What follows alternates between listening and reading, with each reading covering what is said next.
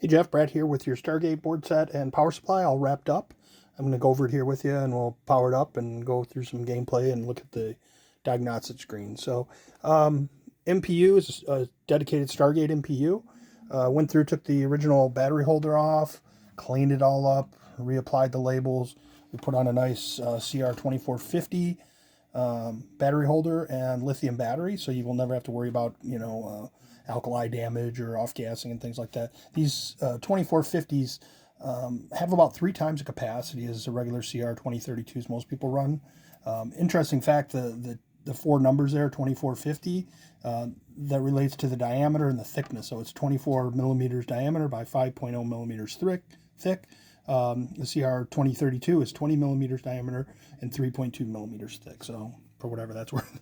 On the board here too, we went through and put in a new tantalum cap here for the soft start. Originally was an aluminum electrolytic. We've got new filter caps on here. Someone had changed them once. They were Chinese brand, so I put some good Nichicons that I use on them here. All new Molex headers with the square pins. Cleaned it up. Someone had upgraded this. I'm going to say upgraded to 4164 RAM and row 3, position 3. The 12 volts here on the right. The pin on the socket was bad, so I changed that out. So I was getting a 33 error once I got the board booting properly. The initial issue you had with the 131 error was caused by video decoder 4 here was bad. It's a bipolar prom. So here's the original one here. I swapped it out with the new one that I program. I make reproduction labels. So I also swapped out your ROM 6 so the labels matched on that. And then we just did some general cleanup, polished it up, straightened up all the CPU pins, that sort of stuff. So MPU now is rock solid. ROM board, you got a new 3M ribbon cable, new filter cap here, all new Molex headers, no major issues with the ROM board. IO board, again, ribbon cable, cap, 2 new 10-pin Molex headers, straightened up some stuff. I clean them up and polish them as well. Soundboard, this one had quite a few issues. Stripped it down, all new electrolytics. I put in 3 positions. I put in these yellow tantalum 1 microfarads, and originally it had some aluminum electrolytics, so these will last long time. Put in a new bridge rectifier here also. I take the fuses out and clean them, and I tighten up. I squeeze the little terminal, so there's a lot of friction on these. They ease up over time. I put a reproduction label on here. There was just a handwritten one someone had done. And after powering it up, it wasn't working. We found that the 6821 PIA was bad.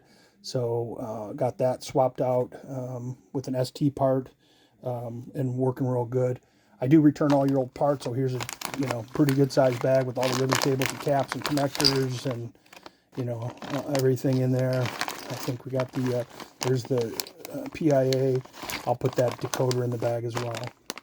Back here, you also had me do the power supply. So this was fully stripped down to pretty much nothing. All new electrolytic caps, all new bridge rectifiers. The large BR1 here for the 5 volt, I put these custom heat sinks on them. They kind of match the whole theme here, and they really dissipate a lot of heat. I also put a 10-turn precision potentiometer here for the 5 volt. Gives you adjustability. I socket the voltage regulators, and these are new voltage regulators. One of yours was popped, so I put in a matching set of brand new ones. This one, you also included the overvoltage protection board, which I went through and cleaned the terminals and straightened everything up and tested it. And I'm running it on the bench here with it in place. And this is a great addition to these boards. In the later Robotron ones, they actually integrated this in the power supply. But these basically, there's SCRs here, and there's some Zener diodes, and if the voltage goes too high, these things, what they call crowbar, they just short circuit, which could blow fuses and things, but it prevents high voltage from leaving the power supply, getting to the board. So that's a good thing. So we'll get her fired up here. Okay, got the camera good. Again, with the remote control on the bench here. Nice rug carpet pattern there where it's testing the RAM. Once the RAM and ROM test, you loads the screen and you get this all systems go. And you can see it boots right into the game. So that tells me the battery I installed is working and the CMOS RAM is all good. So I do have a PlayStation controller I keep on my bench with a custom board I built, and I can configure it for all the Williams, any games really, but I pretty much do Williams. So I coin it up. Let's start a little game here.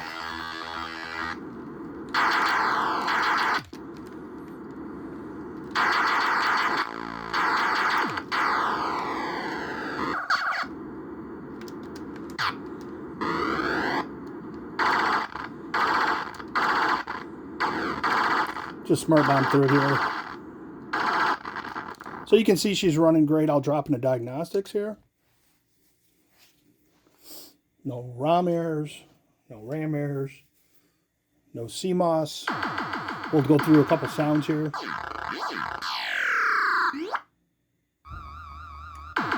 And then it loops back.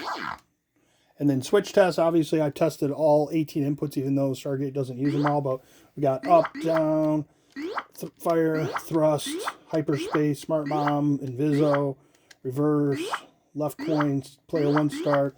I've tested all the others too. And then we go into the grid lines for setting your convergence on the monitor. Red, green, blue. This is great if you're having issues with the guns on the monitor. Then we do a color bar, and then your bookkeeping data, and then your game settings adjustments here. So back to attract, and then I think here. So I'm going to leave this run overnight. It's pretty much wrapped up. I'm assuming hopefully nothing else fails overnight. It shouldn't. And if everything's good to go, I'm going to box it up and give you a total, and we'll get her coming back to you.